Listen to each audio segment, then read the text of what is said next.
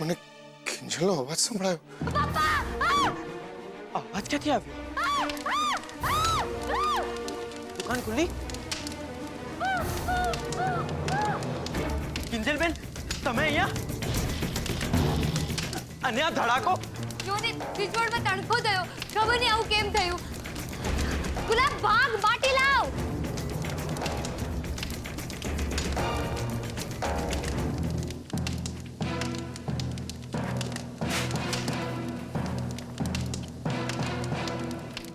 મીરા, મીરા ઉઠ. મને કિંજલનો અવાજ સંભળાયો. કંઈક થયું લાગે છે.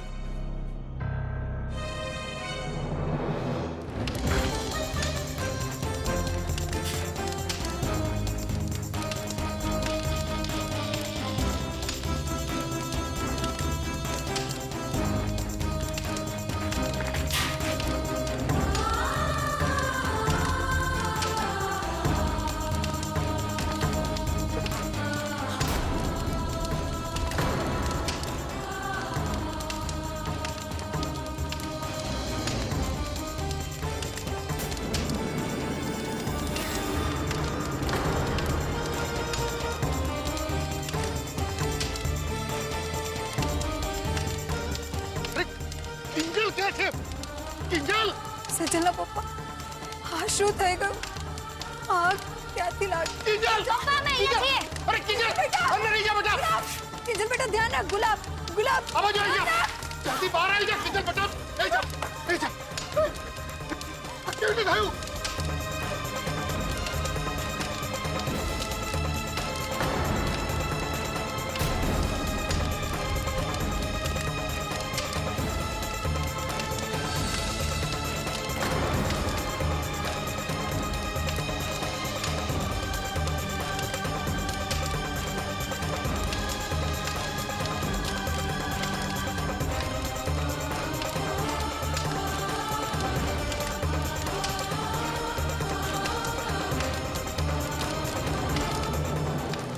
ગમે તે કહો, કિંજલબેને આજે બહુ બહાદુરી દેખાડી.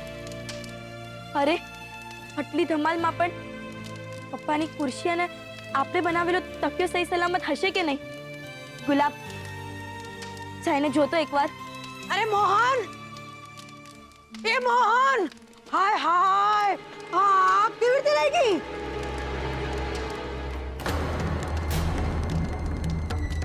ઓર કિંજલ, અરે આમ બધા મને ઘુરકીને જોઈ હું રહ્યા છો? ભૂલી ગયા તમે લોકોએ મને વચન આપેલું ને કે આ છોડ્યું ચાની દુકાનમાં પગ નહીં મૂકે?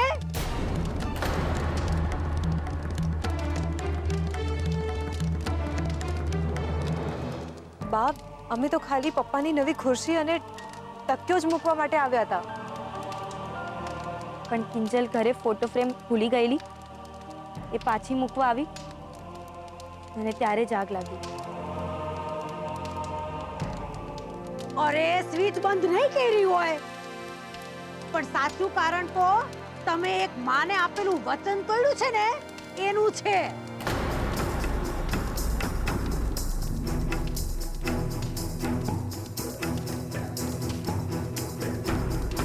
શું? અરે શું કરસ? આ તારી માએ આખી જિંદગી દીકરીની માના મેણા સાંભળે રાખ્યા છે અને તમને લોકોને આટલાય હળધૂત નથી થવા દીધા. એવી મારા શબ્દો ન પાડો તો આ પ્રલય તો આવવાનો જ છે ને. અરે હું તો કહું છું, આ મીરા વહુની આતડી કકડાવી છે ને એની આગ છે.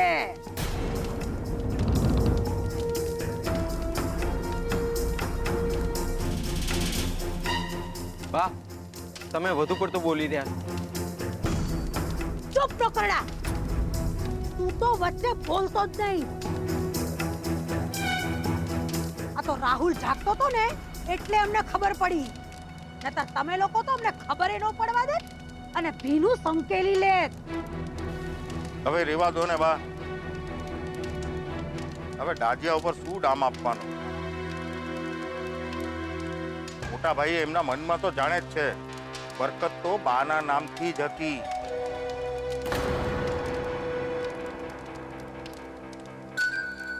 જે પાટિયું બદલ્યું ને એમાં સંકેલાઈ ગઈ. પાટિયું બદલીને મોટા ભાઈએ એમનું નુકસાન પોતે નોંધાવ્યું છે.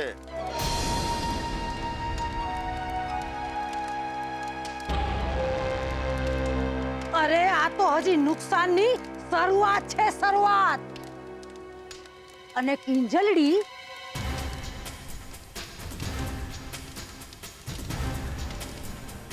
જા જઈને પૂછ તારી હાહુને કે આ હાથનો ડાઘ નો ગયો તો કપાળે ગોળ ધાણા તૂટ્યાનો ડાઘ કયા મલમથી પૂછું.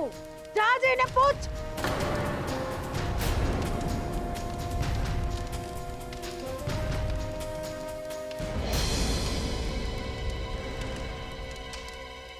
આવું ના બોલો બા.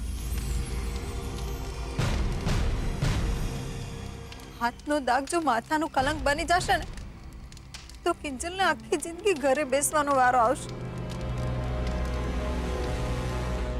જોયું? નગુણી છો, નગુણી તું. આ જો તારી માને હજુય તારા ભલા હાટું કેવી ભીખ માંગતી ફરે છે.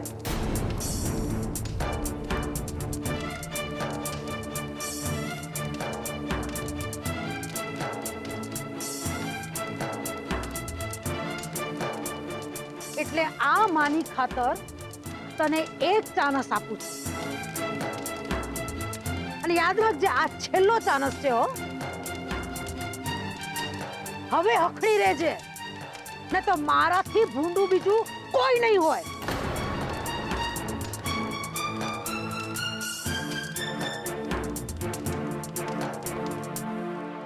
હલે રાઘો, હલો અંધાય.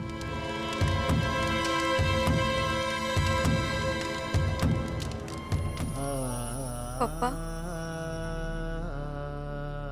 મારા કારણે ને શું તમને પણ એવું લાગે છે કે આ જે કંઈ થયું એ એટલે થયું કેમ કે મેં મમ્મીને આપેલું વચન ના પાડ્યું? બેટા,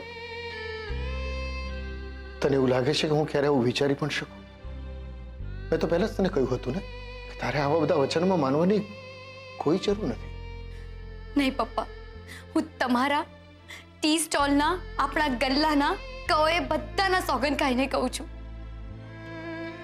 કે ત્યાં હું એવી એક પણ વસ્તુને નથી અડી કે જેનાથી આગ લાગી શકે.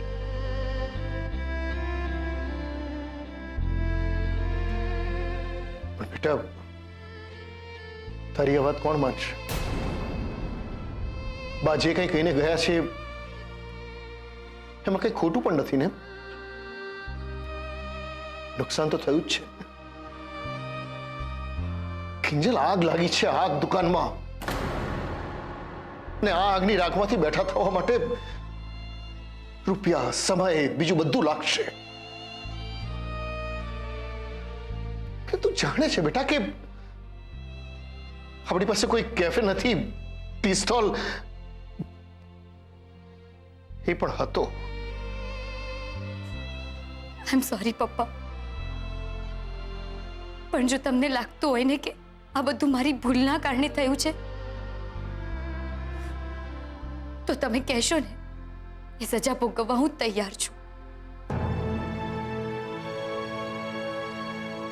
બેટા, હું તો અત્યારે એક જ વાત માનીને ચાલું છું. સપનું હોય કે હરણ,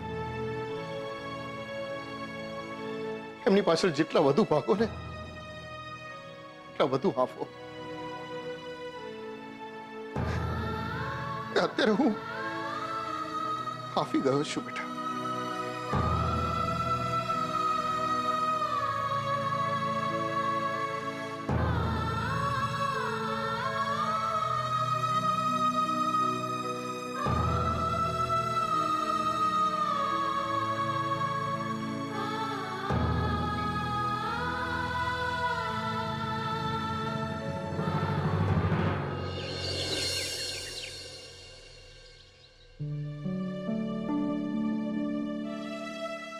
કિંજલ, અરે તારો ઘાવ તો જો સાવ ખુલ્લો પડ્યો છે અને તે ઉપર કઈ લગાવ્યું પણ નથી. મમ્મી મલાઈ આપને.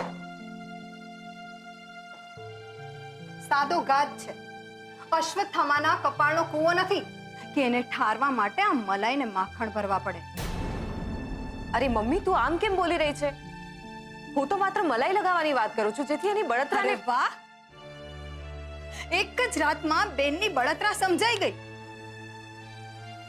પણ 26 વર્ષથી તમારી માને દીકરીની માં જેવા શબ્દોના ડામ દેવામાં આવે છે, એ નથી સમજાતું?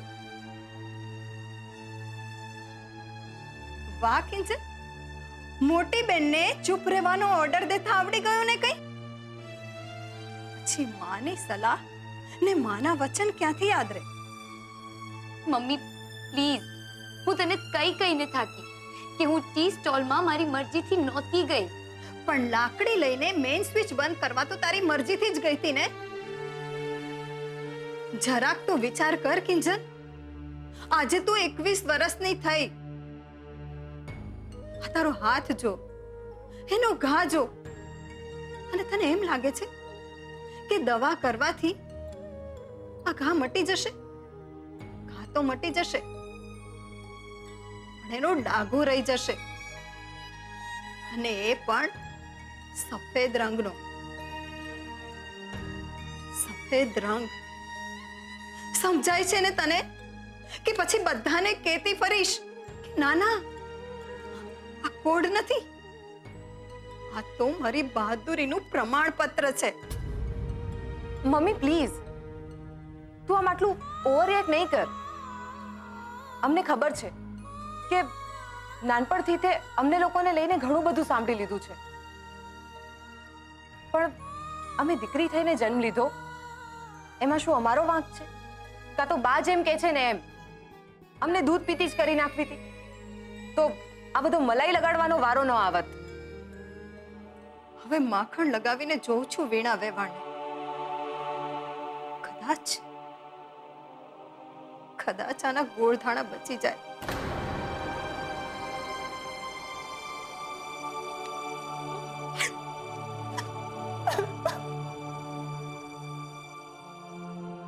કિંજલ, તું આ વાતનું સહેજ પણ ટેન્શન નહીં લે. 1-2 દિવસમાં બધું જ ઠીક થઈ જશે. હેલો, બરાબર છે, 2 દિવસ તો લાગશે જ. પણ જો ગઈકાલે રાત્રે જ તમે અમને બોલાવી દીધા હોત ને તો આટલું બધું નુકસાન ના થાય. ઉલટું આગ બુઝવામાં તમારી મદદ કરત. આઈ નો રૂપેશ, પણ બધું એટલી જલ્દી થઈ ગયું ને કે મને સમજ જ ના પડી કે તમને ફોન કરું કે આગ બુઝાવવામાં મદદ કરું. એમાં જો ને કિંજલનો હાથ દાજી ગયો. Oh my god! કિંજલ,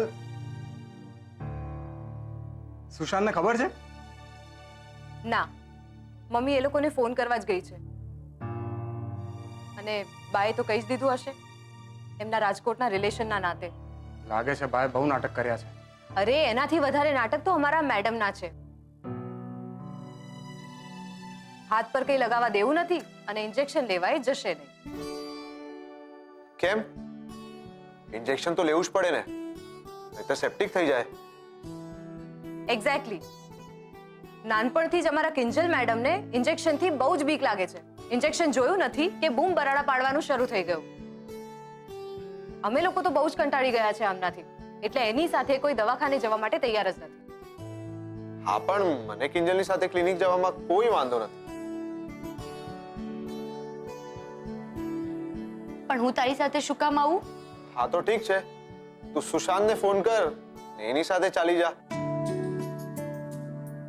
પણ જો મારી સામે કોઈ વ્યક્તિ તકલીફમાં હોય ને તો હું આ કાળા કાન તો ન જ કરું.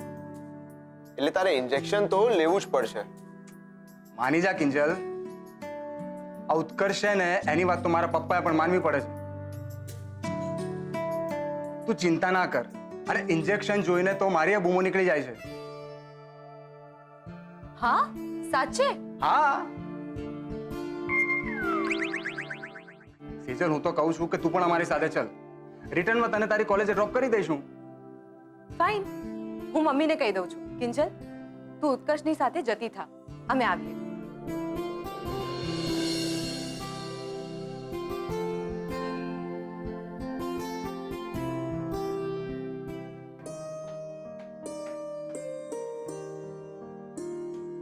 સાહેબ, હું શું કહું, કે આ ચા અને સાકરના ડબ્બામાં કઈ લેવાનું નહીં મળે.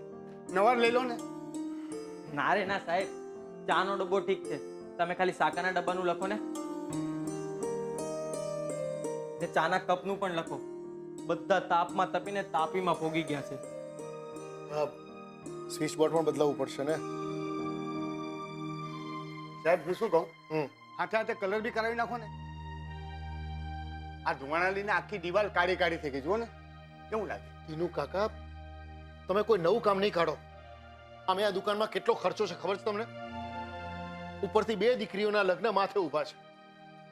સાહેબ હું શું કહેતો છું, 2 દાડો દુકાન બંધ રાખીને કામકાજનો ઝપાટો બોલાવી નાખી. કરવું તો એમ જ જોઈએ ગુલાબ. તો હમણાં તારા મોહન કાકાના ખિસ્સાને અને આ દુકાનને 1 કલાક પણ બંધ રાખવી પોસાય એમ નથી. મોહનભાઈ, મોહનભાઈ, સાંભળ્યું છે દુકાનને ખાસું એવું નુકસાન પહોંચ્યું છે? તમે જ જોઈ લો. હા, આમ અચાનક સ્વિચ બોર્ડમાંથી તનખા જશે, કોને ખબર હતી? તો એ સ્વિચ બોર્ડે ઘણા વર્ષો સુધી સાથ આપ્યો. મોહનભાઈ, ઘણીવાર વર્ષો જૂના લોકો પણ આમ દગો દઈ જતા હોય છે. બાકી ઇન્સ્યોરન્સ તો છે ને? હા, પણ એમાંથી હવે કેટલું પાસ થાય એ તો કોણ જાણે. હવે એ બધું ઇન્સ્યોરન્સ વાળાને આવીને નક્કી કરવા દો. જેટલા પાસ થાય એટલા. તમે બધા પ્રીમિયમ તો ભર્યા છે ને? હા. તો કરો ફોન ઇન્સ્પેક્શન માટે. માણસ આવતો થશે ત્યારે વળતર પાસ થશે ને? વાત સાચી છે તમારી. હમણાં જ ફોન કરું એને. ગુલાબ, વસંતભાઈ માટે ચા. સાહેબ જો વ્યવસ્થા થાય તો કરું છું. હા બોલો પ્રકાશભાઈ. જી બોલું છું, મોહન બોલું છું. નહીં, હું શું કહું છું તમને,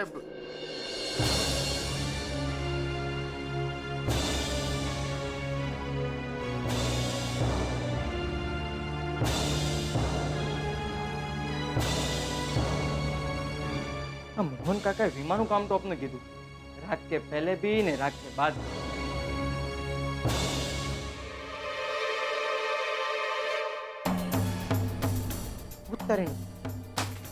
આ શું છે? 46,000 નું બિલ મારી નાખ્યો. અચાનક ક્યાંથી ફૂટી નીકળ્યું?